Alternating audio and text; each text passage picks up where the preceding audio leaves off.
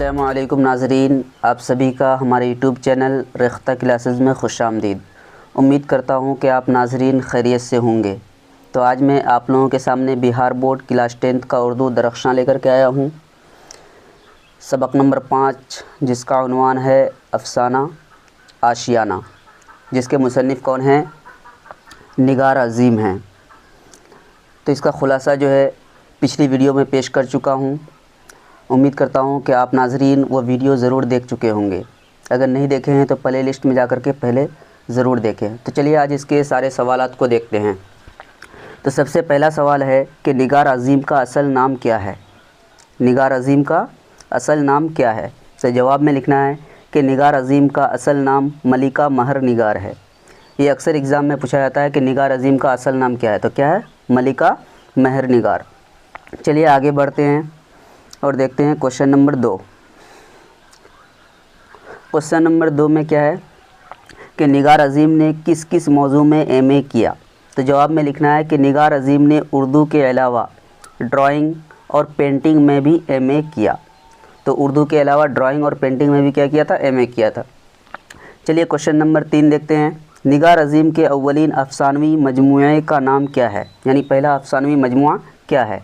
तो जवाब में लिखना है कि निगार अज़ीम के अव्वलीन अफ़सानवी मजमुआ का नाम क्या है? अक्स है। क्या नाम है? अक्स। ये भी अक्सर एग्ज़ाम में पूछा जाता है। ये निगार अज़ीम का पहला अफ़सानवी मजमुआ कौन सा है? तो क्या है? अक्स। चलिए आगे बढ़ते हैं और देखते हैं क्वेश्चन नंबर 4। 4 में क्या है कि निगार अज़ीम का मजमुआ गहन कब शाये हुआ? यानी कि कब पब्लिश हुआ, कब छापा गया? तो जवाब में लिखना है कि निगार अज़ीम का मजमुआ गहन 1999 ईस्वी में शाये हुआ। तो कब शाये हुआ था? 1999 ईस्वी में। चलिए आगे बढ़ते हैं। क्वेश्चन नंबर 5 देखते हैं। निगार अज़ीम के सफ़रनामा का नाम क्या है? तो निगार अज़ीम के सफ़रनामा का नाम क्या है? गर्दे आवारगी। ये अक्सर एग्ज़ाम में पूछा जाता है कि निगार अज़ीम के सफ़रनामा का नाम क्या है? तो गर्दे आवारगी। चलिए अब देखते हैं मुख्तसर तरीन सवालात। तो हो गया, अब देखते हैं मुख्तसर सवालात। सही और सही के फ़र्क को जुमले में इस्तेमाल करके वाज़े कीजिए। यानी सही, सीन से सही और स्वाद से सही, इन दोनों में जो है फ़र्क क्या है, जुमले में इस्तेमाल करके बताना है। तो जवाब में लिख सकते हैं कि सही, मेरी रही सही दौलत भी जाती रही। इस तरह से जुमले में इस्तेमाल कर सकते हैं। और दूसरा सही को किस तरह से इस्तेमाल कर सकते हैं? सही जो स्वाद से होगा तो लफ्ज़ दुरुस्त और सही लिखना चाहिए। ये हो गया जुमले में इस्तेमाल। अब इन दोनों में फ़र्क देख रहे हैं कि सही के माने क्या होते हैं? गनीमत के होते हैं। और सही के माने दुरुस्त के होते हैं, यानी राइट। दोनों के इस्तेमाल और माने से फ़र्क ज़ाहिर हो गया। इस तरह से इसका जवाब लिख सकते हैं। चलिए सवाल नंबर 2 देखते हैं। सवाल नंबर 2 में क्या है कि निगार अज़ीम की शख्सियत पर 5 जुमले लिखिए। यानी उनकी खूबियों को 5 जुमले में बयान करना है। तो जवाब में इस तरह से लिख सकते हैं कि निगार अज़ीम ख़वातीन अफ़साना निगारों में अहम मकाम की हामिल हैं। यहाँ अफ़सरान हो गया है, क्या होगा? अफ़साना। तो निगार अज़ीम जो है ख़वातीन यानी कि औरतों में अफ़साना निगारी में बहुत ही अहम मकाम के हामिल हैं। उन्होंने मौजूदा दौर के पैदा करदा मसाइल को अपने अफ़सानों का मौजू बनाया है।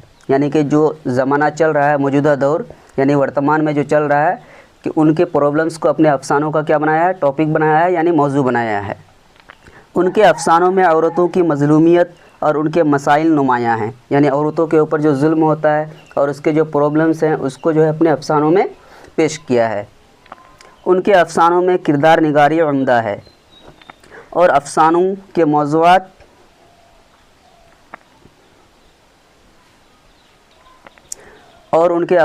मौज़ूआत भी क्या हैं? अहम हैं।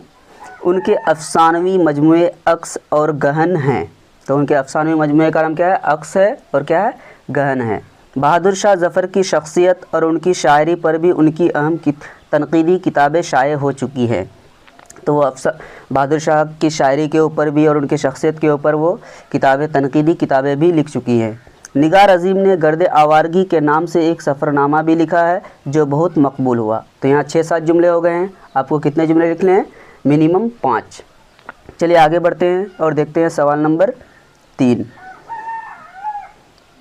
सवाल नंबर 3 में क्या है कि सिन्फ़े अफ़साना निगारी पर 5 जुमले लिखिए। अफ़साना निगारी के ऊपर कि अफ़साना निगारी क्या है, इसकी शुरुआत कैसे हुई।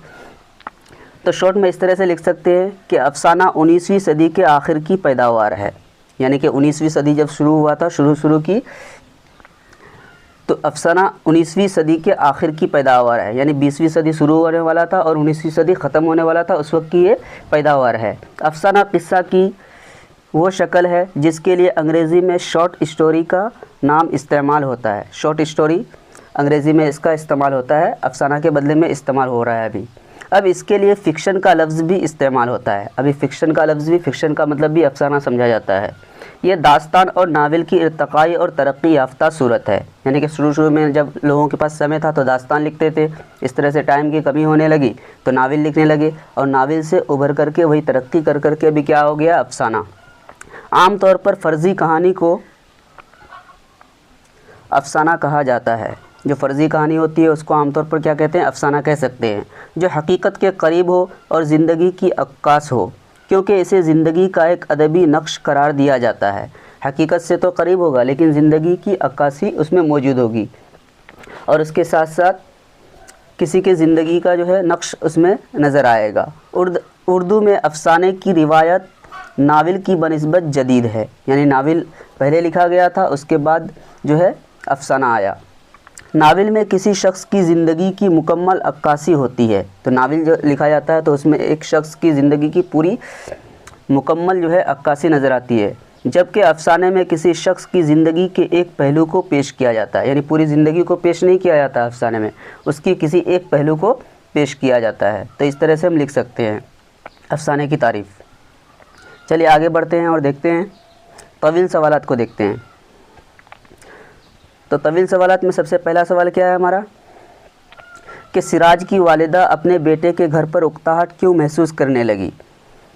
جو مین کردار ہے سراج کی والدہ زرینہ، برکت علی کی بیوی، تو وہ اکتاہٹ کیوں اپنے بیٹے کے گھر میں محسوس کر رہی تھی، تو اس کے بارے میں لکھنا ہے۔ تو لکھ سکتے ہیں اس طرح سے کہ سراج کی والدہ زرینہ اپنے بیٹے کے گھر اکتاہٹ اس لیے محسوس کرنے لگی کیونکہ برکت علی صدیقی ایک اعلیٰ عہدے پر فائز تھے۔ یہ برکت علی صدیقی کون تھے؟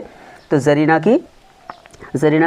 کا شوہر، ایک اچھا خاندان تھا، بیوی بال بچے تھے، مالی اعتبار سے بھی خوشحالی تھی۔ سماج میں برکت علی صدیقی کو کیا تھا؟ اعلیٰ مقام حاصل تھا، لیکن جب وہ اپنے بہو اور بیٹے کے ساتھ بنگلور چلی گئی، وہاں ہر طرح کا عیش و آرام تھا، کسی چیز کی کوئی تکلیف نہیں تھی، پھر بھی اندر ہی اندر گھٹن محسوس کر رہے تھے۔ تو اپنے بیٹے کے ساتھ کہاں چلی گئی تھی وہ؟ بنگلور، وہاں تو بہت ہی زیادہ خوش و خرم رہتی تھی، لیکن اندر ہی اندر پھر بھی گھٹن محسوس کر رہے تھے۔ کون؟ زرینہ اور برکت علی۔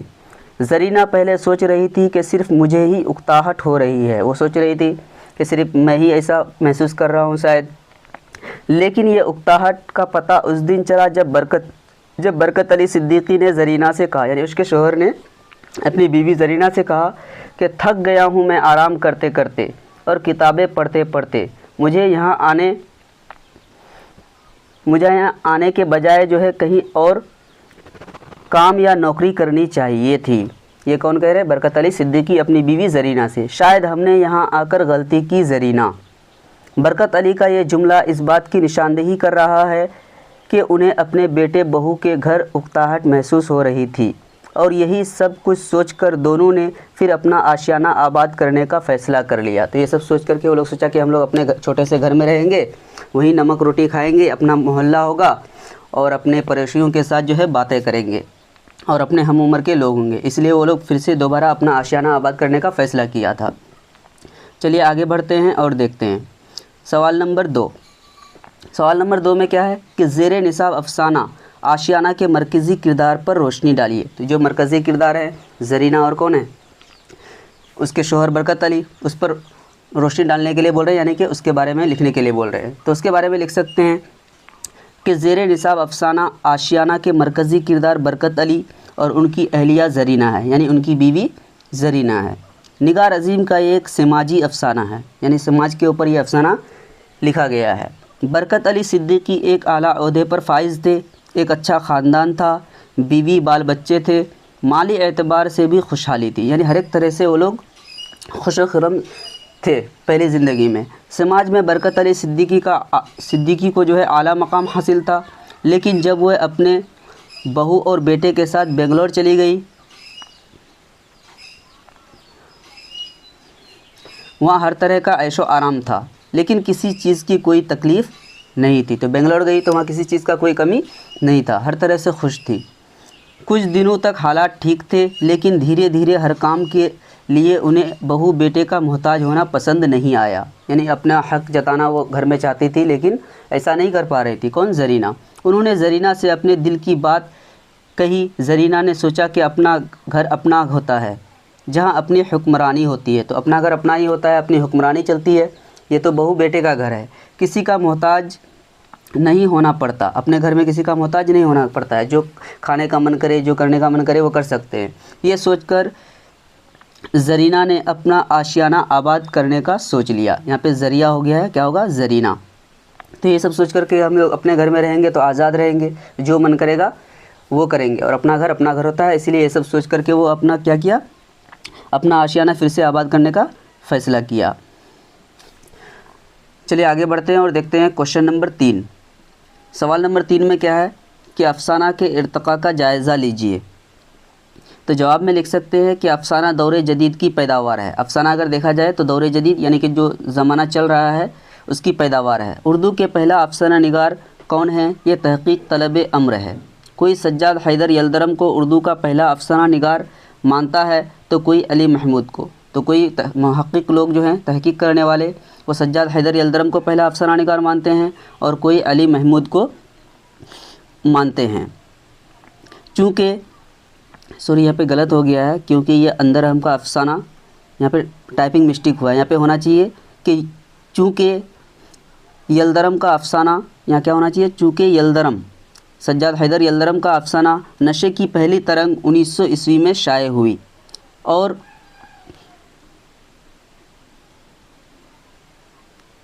यहाँ पे भी टाइपिंग मिस्टेक हुआ है, सॉरी, 1904 होगा, क्या होगा? 1904। तो चूँकि सज्जाद हैदर यलदरम का अफ़साना नशे की पहली तरंग 1900 ईस्वी में शाये हुई और 1904 ईस्वी में अली महमूद का अफ़साना छाँव मंजर आम पर आया। इस बहस से क़त्ए नज़र हम प्रेमचंद को उर्दू का पहला अफ़साना निगार और उर्दू का पहला अफ़साना दुनिया का अनमोल रतन को मानते हैं। तो उर्दू का पहला अफ़साना निगार प्रेमचंद को भी कहा जा सकता है, और उर्दू का पहला अफ़साना दुनिया का अनमोल रतन को मानते हैं, जिसकी इशाअत 1903 ईस्वी में हुई, यानी कि 1903 ईस्वी में शाये हुआ। चलिए आगे बढ़ते हैं और देखते हैं।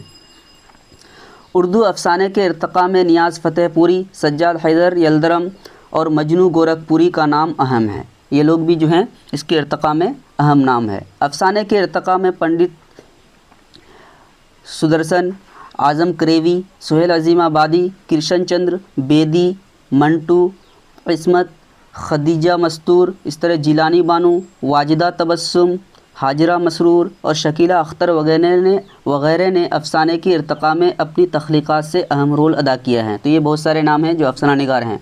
इन लोगों ने अफ़साने की इर्तिक़ा में बहुत ही अहम काम किया है।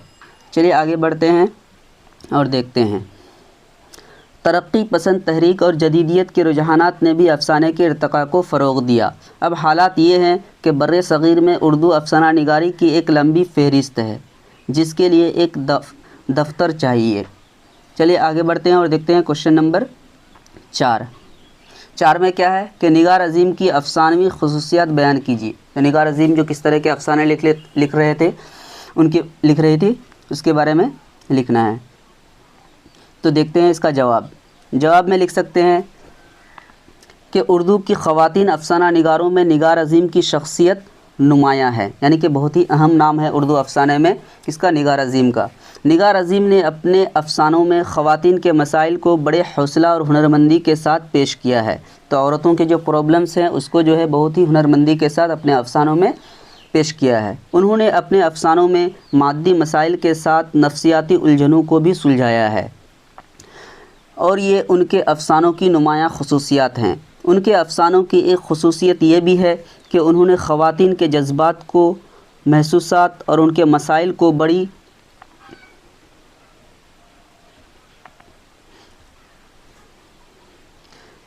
بڑی فنی مہارت سے اپنے افسانوں میں پرویا ہے۔ مندرجہ بالا افسانوی خصوصیات نے نگار عظیم کو بڑے افسانہ نگاری کی صنف میں لا کر کھڑا کر دیا ہے۔ مندرجہ بالا یہاں پہ غلط ہو گیا ہے، الگ ہوگا۔ چلیے آگے بڑھتے ہیں اور دیکھتے ہیں لاسٹ سوال۔ تو لاسٹ سوال میں کیا ہے کہ مندرجہ ذیل الفاظ کی جمع لکھیے۔ تو یہاں پہ بھی ٹائپنگ مسٹیک ہوا ہے، اس کے لیے معذرت خواہ ہیں۔ مندرجہ ذیل اس طرح سے ہوگا، مندرجہ ذیل۔ چلیے تو دیکھتے ہیں اس کا جواب۔ تو جواب میں اس کا لکھ سکتے ہیں، واحد سے کیا کرنا ہے، جمع بنانا ہے۔ تو پہلا واحد کیا ہے ہمارا، ضد۔ تو ضد کا جمع کیا ہو جائے گا، ازداد۔ اور خدمت کا کیا ہو جائے گا، خدمات۔ موقع کا کیا ہوگا، مواقع۔ مسئلہ کا کیا ہوگا، مسائل۔ منزل کا کیا ہوگا، منازل۔ تو امید کرتا ہوں کہ آپ ناظرین کو ویڈیو ضرور اچھا لگا ہوگا۔ آپ لوگوں کو اگر ویڈیو اچھا لگا تو ہمارے چینل کو سبسکرائب کریں اور گھنٹی کے آئیکن کو انیبل کریں، اور اگر لگتا ہے کہ یہ ویڈیو کسی اور کے لیے بھی فائدہ مند ثابت ہو سکتا ہے تو اسے بھی شیئر کریں۔ آج کے لیے اتنا ہی، خدا حافظ، السلام علیکم۔